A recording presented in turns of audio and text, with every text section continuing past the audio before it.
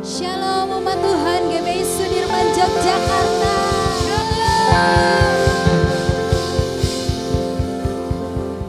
Puji nama Tuhan, kita boleh diberi satu lagi kesempatan untuk kembali beribadah kepada Tuhan. Mari kita mau pakai waktu-waktu kita ke depan untuk sungguh-sungguh bersyukur akan kasih Tuhan, untuk sungguh-sungguh menikmati dan memuliakan nama Tuhan. Amin. Mari bersama-sama kita mau ajak Bapak Ibu Saudara untuk bersyukur kepada Tuhan.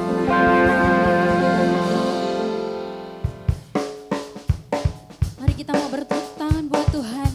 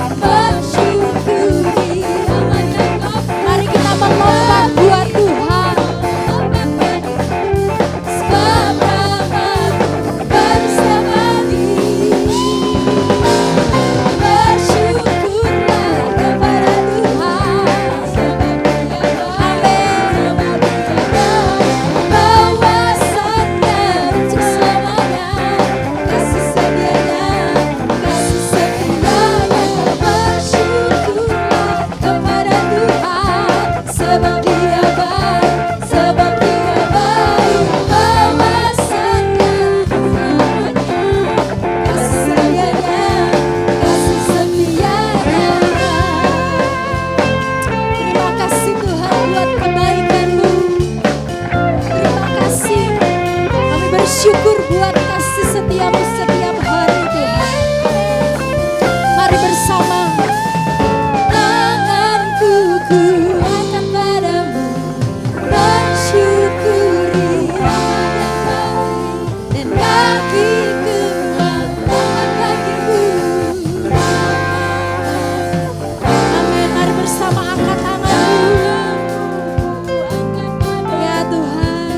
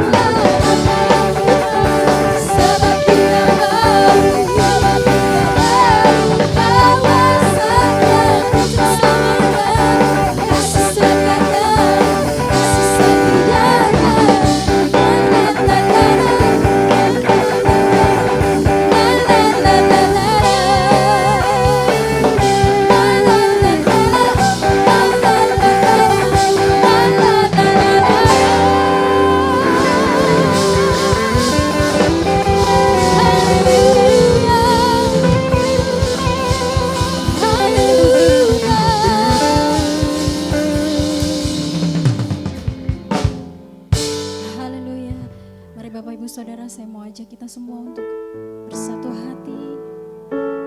Tutup matamu, angkat tanganmu, kita menyembah Tuhan. Kita mau bersyukur sama Tuhan buat setiap kebaikan Tuhan. Sebab kasih setianya tidak pernah berubah setiap hari, hari demi hari, bulan demi bulan, bahkan tahun demi tahun. Dan bahkan kita boleh melewati tahun 2020 dengan kuat. Itu semua karena anugerah Tuhan. Terima kasih Yesus. Terima kasih Tuhan.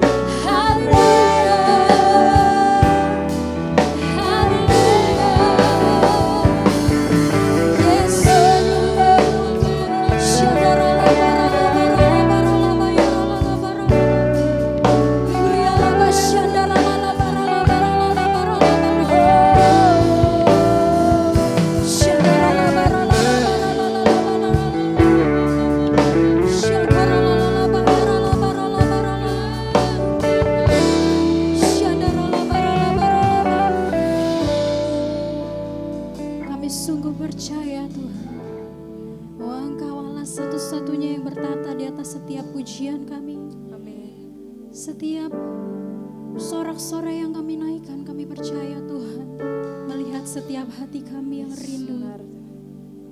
Dan ini setiap penyembahan kami Tuhan, kami mau naikkan di hadapan-Mu.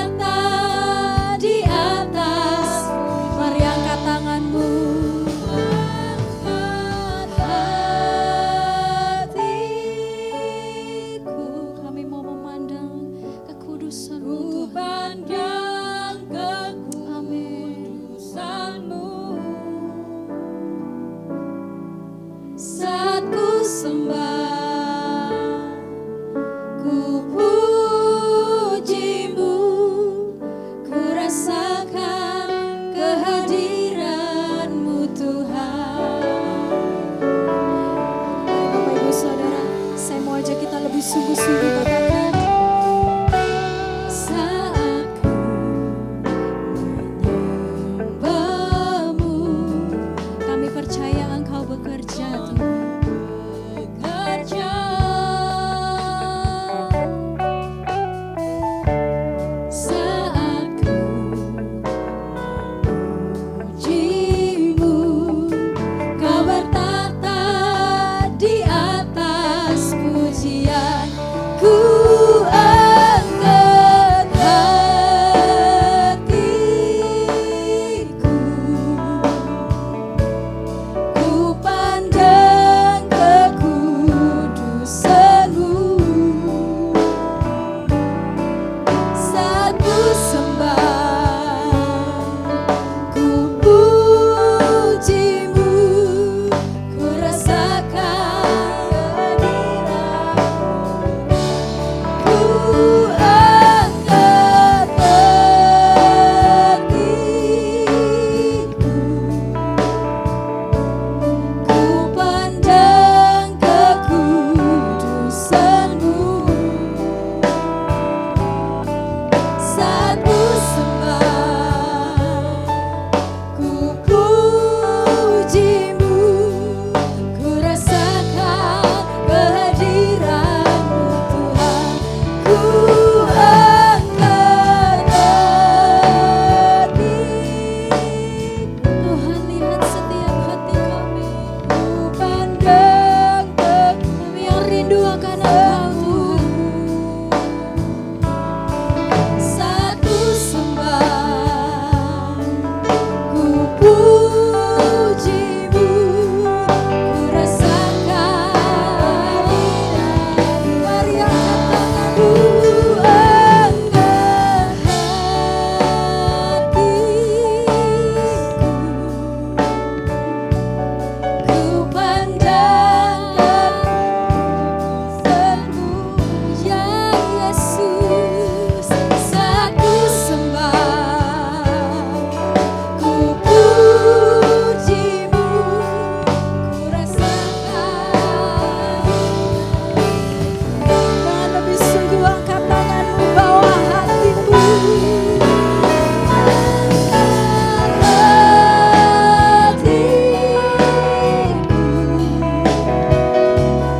Ku pandang kekudusanmu. Saat ku sembah, ku pujimu, ku rasakan kehadiranmu. Ku angkat hatiku, ku pandang kekudusanmu. Saat ku sembah, ku pujimu, ku rasakan. Sekali lagi angkat suaramu.